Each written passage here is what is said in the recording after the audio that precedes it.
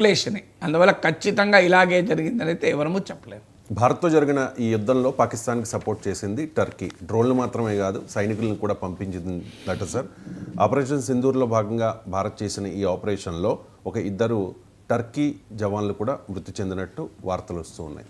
So మన శత్రువుకి support చేసింది కాబట్టి టర్కీని బాయ్కాట్ చేయాలి అనే ఒక హ్యాష్ ట్యాగ్తో, బాయ్కాట్ టర్కీ అనే హ్యాష్ ట్యాగ్తో నినాదం సోషల్ మీడియాలో పెరుగుతోంది సార్. ఇప్పటికే టర్కీ టూర్ని ప్లాన్ చేసుకున్న వాళ్ళు చాలామంది భారతీయులు ట్రిప్ను క్యాన్సిల్ చేసుకుంటూ ఉన్నారట కూడా. ఇటువంటి పరిస్థితుల్లో మన శత్రువుకు సపోర్ట్ చేసిన టర్కీ విషయంలో భారత్ ఎలా వ్యవహరించాలి అంటే ఏం చెప్తారు? అంటే భారత ప్రభుత్వం కూడా కొన్ని కాంట్రాక్ట్లను రద్దు చేస్తుందంటారు. టర్కీనే కాదు, ఈవెన్ అజర్బైజాన్ కూడా, ఈవెన్ చైనా కూడా. సో ఈ 3 దేశాలు క్లియర్గా పాకిస్తాన్ వైపు ఉన్నాయి. అందులో తుర్కీ ఏమో చాలా యాక్టివ్గా, ఈవెన్ యుద్ధ సమయంలో కూడా తుర్కీ ఆయుధాలు పాకిస్తాన్కి వచ్చాయి. సో ఇలాంటి పరిస్థితుల్లో Turkey and Azerbaijan are tourist locations also. ఈ లాస్ట్ 10 yearsలో ఆ దేశాలకు భారత పర్యాటకులు వెళ్ళడం గణనీయంగా పెరిగింది. ఉదాహరణకు 2014లో అజర్బైజాన్కి 5,000 మంది భారతీయులు వెళ్తే టూరిస్టులుగా, ఈ 2024లో 2,46,000 మంది వెళ్ళారు. అంటే 10 ఏళ్ల సమయంలో అజర్బైజాన్ వెళ్ళే భారత పర్యాటకుల సంఖ్య 5,000% పెరిగింది అని మీడియాలో వస్తున్న క్రెడిబుల్ అంచనాలు. ఇక తుర్కీ కూడా ఈ 10 ఏళ్ల పీరియడ్లో తుర్కీకి వెళ్ళే భారతీయుల సంఖ్య 176% పెరిగింది. ఎందుకంటే 1,20,000 ఇండియన్స్ భారతీయులు 2014లో తుర్కీ వెళ్తే ఇప్పుడు 3,30,000 పీపుల్ వెళ్ళారు 2024లో. అంటే రెండు కూడా ఇండియాలో పాపులర్ టూరిస్ట్ డెస్టినేషన్స్గా పెరుగుతున్నాయి. ఆ దేశ పర్యాటక రంగంలో భారత పర్యాటకులు కీలక పాత్ర పోషిస్తున్నారు. ఇప్పుడు మీకు తుర్కీలో ఉన్న ఇస్తాంబుల్ నగరం, ఈ ఇస్తాంబుల్ నగరానికి ఉన్న ప్రత్యేకత అంటే ఇది hair transplant capital of world అంటారు. బోడగుండు ఉన్నవారు హెయిర్ ట్రాన్స్ప్లాంట్ చేసుకుంటారు, చాలా ఫేమస్ తుర్కీ. సో చాలామంది అక్కడికి వెళ్తుంటారు. మీరు అక్కడ తుర్కీ ఇస్తాంబుల్లో కొన్ని రిసార్ట్లలో అన్ని గుండ్లే కనబడతాయి.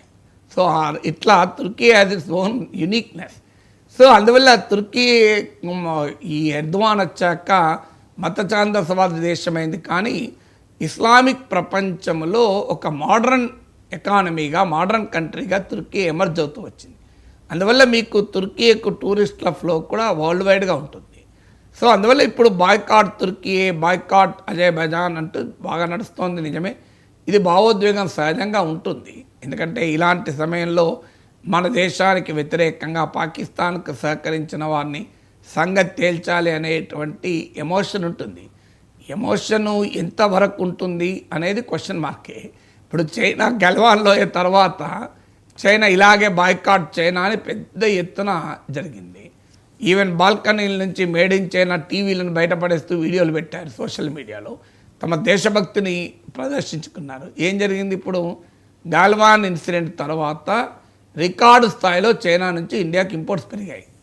మీరు ఈ 10 ఏళ్ళు నరేంద్ర మోడీ ప్రభుత్వ హయాంలో 2014-24 చూడండి, 2004-14 చూడండి, చైనాతో ట్రేడ్ అనేక రెట్లు పెరిగింది. అందులో చైనా దిగుమతులు పెరిగినాయి. ఇండియా, భారతదేశం చైనాకు సెకండ్ హయ్యెస్ట్ డెఫిసిట్ మనకే. అంటే డెఫిసిట్ అంటే we import more than what we export. మనము చైనా పైన దిగుమతులు చైనాని ఎక్కువ తీసుకొని చైనాకు తక్కువ ఎగుమతి చేస్తాం. అమెరికా తర్వాత హయ్యెస్ట్గా చైనా నుంచి ఇంపోర్ట్ చేసుకొని డెఫిసిట్ ఉండే దేశం భారతదేశమే. ఈవెన్ టుడే యూరప్ కూడా అంత ట్రేడ్ డెఫిసిట్ లేదు. మరి మోడీ హయాంలోనే పెరిగాయి. గాల్వాన్లో ఇన్సిడెంట్ తర్వాత కూడా పెరిగింది. మీరు లెక్కలు తీయండి.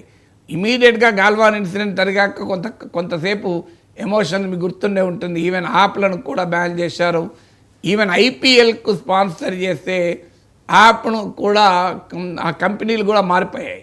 అంటే మళ్ళీ అవే చైనీస్ కంపెనీలు ఇండైరెక్ట్గా వచ్చాయి కొన్ని.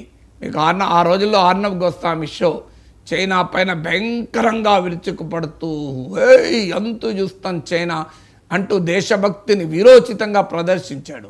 ఇంట్రెస్టింగ్ ఏంటంటే ఆ మధ్యలో బ్రేక్ టైంలో this programme is sponsored by అని వస్తుంది కదా, అది చైనీస్ కంపెనీ. సో అది అర్నబ్ గోస్వామి చాలా ఎంబరాస్ కావాల్సి వచ్చింది.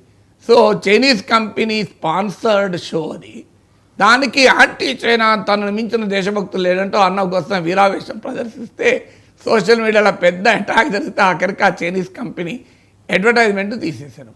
ఈవెన్ మీకు మన ప్రభుత్వం ప్రమోట్ చేసే చాలా కంపెనీలలో కూడా చైనీస్ ఇన్వెస్ట్మెంట్ ఉంటుంది. సో అంతా మరి ఏమైంది మన యాంటీ చైనా, మరి చైనా ఎక్కడ పోయింది? సో వెరీ బాయ్కాట్ చైనా ఎక్కడ పోయింది? ఈవెన్ ఇప్పుడు పాకిస్తాన్తో కూడా చైనా లింక్ ఉంది కదా, మరి ఇప్పుడైనా మనం చైనాను బాయ్కాట్ చేస్తున్నామా? ఎందుకు బాయ్కాట్ చేయడం లేదు? చైనా పైన అంత డిపెండెన్స్ ఎందుకు? ఇప్పుడు ఉదాహరణకు మన ఫార్మా ఇండస్ట్రీలో వాడే యాక్టివ్ ఫార్మాసిటికల్ ఇంగ్రీడియంట్స్ ఏపీఐలు అంటారు, అంటే రా మెటీరియల్ కావచ్చు, ఇంటర్మీడియట్ కావచ్చు, 80% చైనా నుంచే వస్తాయి. కరోనా టైంలో చైనా ఫ్యాక్టరీలు మూతపెడితే మన పారాసిటమాల్, అజిత్రోమైసిన్ లాంటి సింపుల్ డ్రగ్స్ ధరలు కూడా పెరిగాయి. ఆఖరికి మన పారాసిటమాల్, అజిత్రోమైసిన్ సంబంధించిన ఏపీఐ కూడా చైనా నుంచి వస్తాయి. ఎందుకు వస్తాయి? దానికి కారణం ప్రజల్లోనే ఈ దేశభక్తి. కార్పొరేట్లలో ఉండదు. కార్పొరేట్లు ఏం చేస్తాయి? ఎక్కడ చీప్ అయితే అక్కడ కొనుక్కొచ్చుకుంటారు రా మెటీరియల్. ఇండియాలో ఒకప్పుడు ఏపీఐలు తయారయ్యేవి. ఇండియాలో ఏపీఐల కన్నా చైనా నుంచి ఏపీఐ తెచ్చుకుంటే చీప్ అయింది. అంటే ఇప్పుడు పారాసిటమాల్ ట్యాబ్లెట్ కావాలంటే ఒక 2 కిలోల ముద్ద పట్టుకొస్తారు చైనా నుంచి, దాన్ని చిన్న చిన్న ట్యాబ్లెట్గా మార్చి ఇక్కడ అమ్ముతారు. ఆ ముద్ద తయారు చేయాలి ఇండియాలో అంటే ఎక్కువ కాస్ట్, చైనా నుంచి చీప్ వస్తుంది. అంటే మరి చైనా భారతీయ కంపెనీలకు ఏంటి దేశభక్తి ఎక్కడ పోయింది? అవన్నీ మనకు ఉపన్యాసాలు ఇవ్వడానికి మనకి వస్తుంది. లాభాలు వస్తాయి కనుక చైనా నుంచి తెచ్చుకుంటారు. అందువల్ల కంపెనీలు ఇప్పుడు పహల్గాం దాడి తర్వాత ఏం చేశారు మన ఎయిర్లైన్ కంపెనీలు? 6,000 ఉన్నటువంటి ఎయిర్ ఛార్జర్ను 60,000 చేయలేదా? దేశభక్తి ఎంత బ్రహ్మాండంగా ప్రదర్శించారు. సో అందువల్ల ఇది మనకు చెప్తారు, ప్రజలకు మాత్రమే దేశభక్తి, కార్పొరేట్లకు ఉండవా? మరి చైనా కంపెనీలతో ఇన్వెస్ట్మెంట్ ఆపాలి, జాయింట్ వెంచర్లు ఆపాలి, చైనా నుంచి దిగుమతులు ఆపాలి ఫస్ట్, ఎందుకంటే అవి చీప్ ఇంపోర్ట్స్, అవి మన దేశ ప్రొడక్షన్ దెబ్బతీస్తున్నాయి. ఎందుకు మరి నరేంద్ర మోడీ ప్రభుత్వమే చైనా నుంచి ఆపడం లేదు? ఇప్పుడు మనం కోరుకునేది ఏంటి? అసలు అజర్బైజాన్, తుర్కీ ఏంటండి చిన్న దేశాలు. పాకిస్తాన్కు సప్లై చేసే ఆయుధాలలో 81% చైనాయే. మీకు 2006 to 10లో చైనా నుంచి పాకిస్తాన్ దిగుమతి చేసుకున్న ఆయుధాల్లో 36% చైనాదైతే 2020-24 మధ్య కాలంలో పాకిస్తాన్ ఇంపోర్ట్ చేసుకున్న ఆయుధాల్లో 81% చైనావే. అంత చైనా డిపెండెన్స్ పాకిస్తాన్కి అంత పెరిగింది. మరి అలాంటప్పుడు మరి 81% ఆయుధాలే కదా. వాడు ఏ డిఫెన్స్ సిస్టమ్ చైనావే, వాడు వాడిన విమానాలు చైనావే. ఈ యుద్ధంలో వాడినందుకు ఈవెన్ చైనా వాళ్ళ కంపెనీ షేర్లు కూడా పెరిగాయి. ఇప్పుడు చెండు ఎయిర్క్రాఫ్ట్ కార్పొరేషన్ అని ఈ J-10, J-17 ఇట్లాంటి విమానాలు తయారు చేస్తాయి. వెస్ట్రన్ మీడియాలో కథనాలు వచ్చాయి, రాఫెల్ యుద్ధ విమానాన్ని కూల్చాయని. దాంతో చైనీస్ యుద్ధ విమానాలు తయారు చేసే చెండు ఎయిర్క్రాఫ్ట్ కార్పొరేషన్ షేర్లు 30% పెరిగాయి. రాఫెల్ తయారు చేసే డసావ్ సివిల్ ఏవియేషన్ షేర్లు 3.3% పడిపోయాయి. $373.8 నుంచి $362.05 పడిపోయింది. సో ఎందుకంటే వెస్ట్రన్ మీడియా, అమెరికన్ మీడియా ప్రత్యేకించి రాఫెల్ యుద్ధ విమానం కూలిన వార్తను పెద్ద ఎత్తున కవర్ చేశారు. ఎందుకు కవర్ చేశారంటే అందులో కూడా వాళ్ళ ఆర్థిక ప్రయోజనాలే. ఎందుకంటే రాఫెల్ను ఫ్రెంచ్ కంపెనీ డసావ్ ఏవియేషన్ తయారు చేస్తుంది. అమెరికానేమో F-35 యుద్ధ విమానాలు భారత్కి అమ్మాలని చూస్తోంది. ఇప్పుడు ఈ ఆపరేషన్ సింధూర్లో ఇండియన్ ఎయిర్ ఫోర్స్ అపూర్వమైన పాత్ర పోషించిన నేపథ్యంలో పెద్ద ఎత్తున ఇండియా యుద్ధ విమానాలు కొనాలని నిర్ణయించింది. ఆ యుద్ధ విమానాలు ఫ్రాన్స్ నుంచి, రష్యా నుంచి కొనకుండా అమెరికా నుంచి కొనాలని అమెరికా ఒత్తిడి. మన మోడీ వెళ్ళినప్పుడు కూడా అంత గౌరవం ఇచ్చింది కూడా ఇందుకే, ఈ యుద్ధ విమానాలు కొనుక్కోవటానికే. నిజంగా గౌరవం ఉండుంటే ఇలా పాకిస్తాన్తో ట్రంప్ ఇలా ఎందుకు వ్యవహరిస్తాడు? సో అందువల్ల మీకు పెద్ద ఎత్తున రాఫెల్ యుద్ధ విమానాలు పనిచేయడం లేదు చూడండి అని ఒక పెద్ద ప్రచారం చేస్తున్నారు. ఎందుకంటే వాళ్ళ F-35 యుద్ధ విమానాలు అమ్ముకోవాలి కనుక. సో అందువల్ల మీకు ఇప్పుడు పాకిస్తాన్ కూడా గొప్ప నేషన్ అని అమెరికా నుంచి మనం ఎందుకు కొనాలి ఆయుధాలు? ఇప్పుడు మనకు క్లియర్గా సపోర్ట్ చేసిన కంట్రీస్ నుంచే కొనాలి కదా. అమెరికా నుంచి కూడా ఆయుధాలు కొనడం పెరిగింది కదా. 2006-10లో ఇండియా ఇంపోర్ట్ చేసుకునే వెపన్స్లో 1% అమెరికా, ఇలా 10% పెరిగాయి. మరి ఎందుకు జరిగింది అంటే మరి ఇవన్నీ కూడా క్వశ్చన్స్ వస్తాయి కదా. ఏమైనా పాకిస్తాన్కు కూడా గొప్ప నేషన్ అంటున్న ట్రంప్ కూడా చెప్పాలి కదా, మనం అయ్యా నీ F-35 కొనం ఇట్లాంటి పిచ్చి పిచ్చి వేషాలు వేస్తే. ఇప్పుడు మన పైన ప్రయోగించింది ఏంటి? F-16, అది అమెరికా తయారు చేసిన విమానమే కదా. అందువల్ల అమెరికా తయారు చేసిన F-16 విమానమే. పహల్గాంలో తీవ్రవాదులు వాడిన అసాల్ట్ రైఫల్ ఎక్కడ తయారైంది? మేడ్ ఇన్ అమెరికా, M10 అనుకుంటాను. మరి ఇవన్నీ వాడారు కదా. అందువల్ల మన అమెరికాతో చైనాతో కూడా వాణిజ్యం ఆపాలి. ఎందుకు ఆపుతలేము? సో ఆఖరి చైనాతోనే ఆపాలి కదా.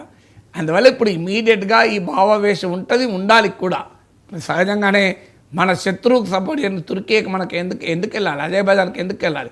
ప్రపంచంలో ప్లేసెస్ లేవాయిగా, అక్కడికే వెళ్ళాలా? అందుకే మన టూర్ ఆపరేటర్లు కూడా క్యాన్సిల్ చేస్తున్నారు. Travel and blood cannot flow together అని. Prime minister trade and terror cannot flow together, blood and water cannot flow together, terror and talks cannot flow together. అంటే మన ట్రావెల్ కంపెనీలు travel and terror cannot go together, travel and blood cannot go together అంటూ చేస్తున్నారు. చాలా ఆహ్వానించాలి ఈ response. కానీ practical reality చెప్తున్నా, అలాంటప్పుడు ఇవాళ చైనా ఎందుకు లార్జెస్ట్ ట్రేడింగ్ పార్ట్నర్ ఇండియాకు? ఇంత మనకు వ్యతిరేకంగా పాకిస్తాన్ పీకల దాకా మిలిటరీ సపోర్ట్ చేసినా కూడా మనం ఎందుకు చైనా పైన ఆధారపడుతున్నాం అంటే that is the corporate interest.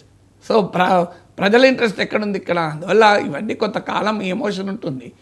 ప్రజలు ఎమోషనల్గా ఉంటారు. లాభాలు సంపాదించే వాడికి ఎమోషన్ ఉండదు. Money has no emotion.